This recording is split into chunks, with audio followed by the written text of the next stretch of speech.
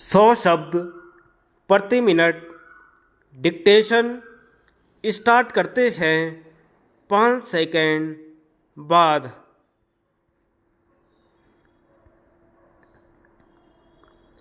जो लोग रात दिन अपना खून पसीना एक करते हैं और सुबह से शाम तक काम में लगे रहते हैं, उनके लिए यह कदम उठाया जा रहा है जिसका मैं हृदय से समर्थन करता हूँ।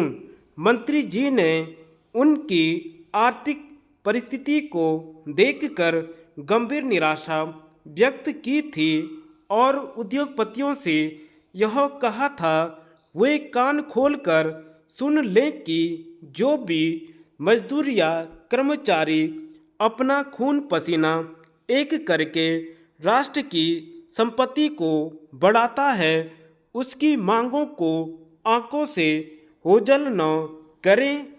मैं उनकी इस चेतावनी का हृदय से स्वागत करता हूं और अपने हृदय पर हाथ रख कर आपको बताना चाहता हूं कि उत्तर से दक्षिण तक और पूर्व से पश्चिम तक जहां कहीं भी कल से आज तक मैं घूमा हूं, मैंने यही पाया है कि जो लोग हाथ पर हाथ रख कर बैठे रहते हैं उनको सब सुविधाएं उपलब्ध हैं।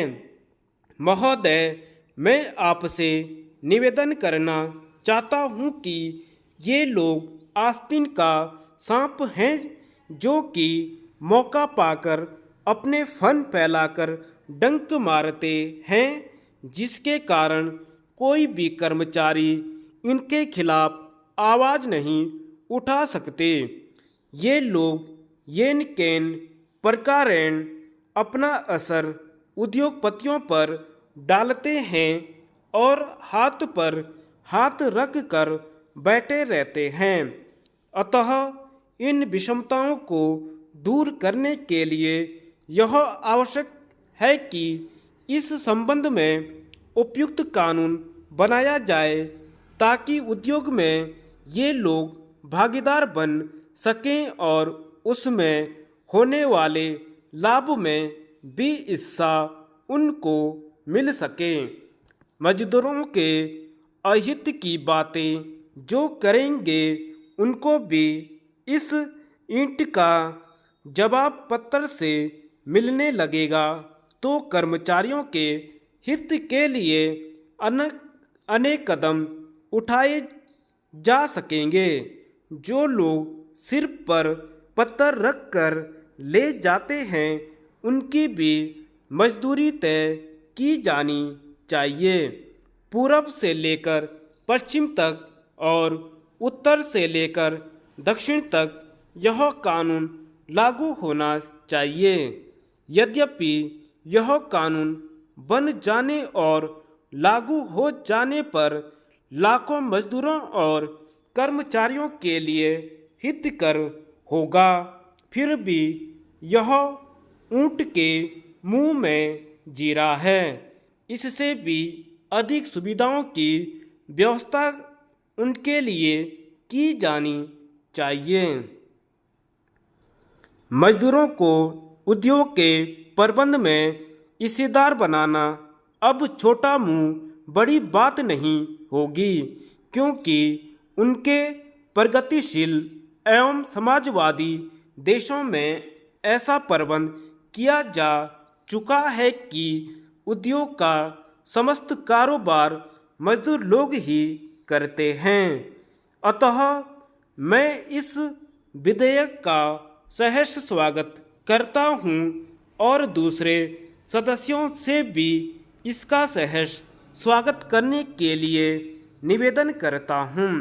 हमने अधिकांश में यह पाया है कि जब कभी मजदूरों के लिए कोई कानून बनता है तो कुछ उद्योगपति सिर पर हाथ रख कर सोचने लगते हैं। उनको अब यह समझ लेना चाहिए कि अब शोषण का समय नहीं रह गया है अब मजदूर डंडे का जवाब डंडे से दे सकता है। अतः जो कुछ भी सुविधाएं देने के लिए सरकार द्वारा कदम उठाए जाएं, उनका हर एक को हृदय से स्वागत करना चाहिए। उपाध्यक्ष महोदय, आज का दिन भारतीय लोकतंत्र में एक काले दिन के रूप में याद किया जाएगा। आज गैर कांग्रेसी सरकारों को गिराने के उतावलेपन में केंद्र सरकार संविधान की अवहेलना के मार्ग पर कदम रख रही है। राजनीतिक लड़ाई में थोड़े काल के लिए विजय प्राप्त करने के लिए लोकतंत्र की भावना का हनन कर रही है। राज्यपाल कोई गलती कर सकता है, लेकिन केंद्र सरकार को अपने विवेक का उपयोग करना चाहिए था। मैंने प्रारंभ में कहा था और मैं फिर उसी बात को दोहराता हूँ कि केंद्र सरकार राज्यपाल की रिपोर्ट को अस्वीकृत कर सकती थी, राष्ट्रपति को सलाह दे सकती थी कि अभी हरियाणा में सरकार तोड़ने और विधानसभा भंग करने का समय नहीं आया है।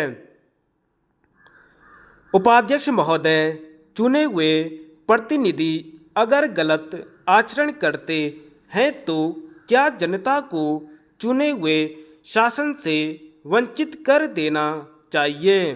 हरियाणा की जनता को किस बात की सजा दी जा रही है? केवल कांग्रेस पार्टी कटघरे में नहीं है, केंद्र सरकार भी कटघरे में आ गई है। मैं उन निष्कर्षों को पढ़कर सुनाना चाहता हूँ जिनमें हरियाणा के राज्यपाल ने कहा है कि ऑपोजिशन ने, कांग्रेस दल ने ठीक आचरण नहीं किया, ठीक आचरण कांग्रेस दल ने नहीं किया, ठीक आचरण उन दलों ने नहीं किया, तो इसका इलाज एक ही है कि संविधान में जिस बात की व्यवस्था की गई है कि संकटपूर्ण परिस्थिति को देखते हुए उसका उपयोग किया जाए। हरियाणा में राज्य और कानून व्यवस्था नहीं बिगड़ी है। हरियाणा में देश की एकता और सुरक्षा को कोई खतरा नहीं है। हरियाणा में कानून और व्यवस्था ठीक चल रही है। अगर ऐसा है तो फिर समस्या राजनीतिक है और उसका हल राजनीतिक स्तर पर होना चाहिए। संविधान को खिलवाड़ बनाने की जरूरत नहीं है, मगर केंद्रीय सरकार ने संविधान को खिलवाड़ बनाकर आज लोकतंत्र के लिए एक बड़ा भारी दुर्दिन पैदा किया है। हो सकता है कि इससे हरियाणा की गैर कांग्रेस सरकार टूट जाए, मगर देश में और लोकतांत्रिक शक्तियों को बल मिलेगा। संविधान के अंतर्गत रहकर कार्य करने वाले निरुत्साहित होंगे और सत्ता के लोभ ने केंद्र सरकार को ऐसा पाप करने का दोषी बनाया जिसका कलंक उसके माथे से कभी नहीं छूटेगा। यह बात देश के सामने आ चुकी है। धन्यवाद।